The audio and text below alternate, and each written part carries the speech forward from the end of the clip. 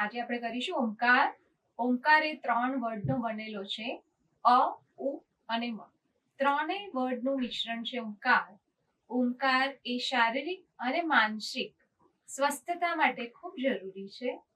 તેને કરવા માટે આપણે પદ્માસનમાં બેસીશું. પહેલા પદ્માસન માટે જમણા પગને નીચેમાંથી વાળી અને થાઈઝ ઉપર મૂકીશું. ડાબા પગને પણ નીચેમાંથી વાળીને થાઈઝ ઉપર મૂકીશું.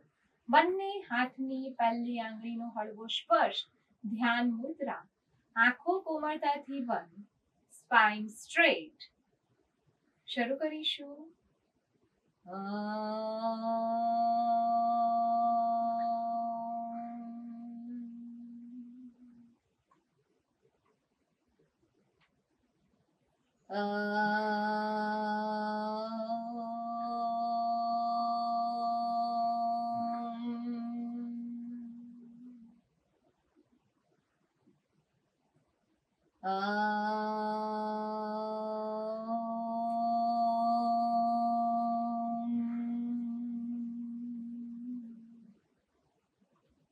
હળવેથી આંખોને ખોલીશું, શરીરને રિલેક્સ કરીશું.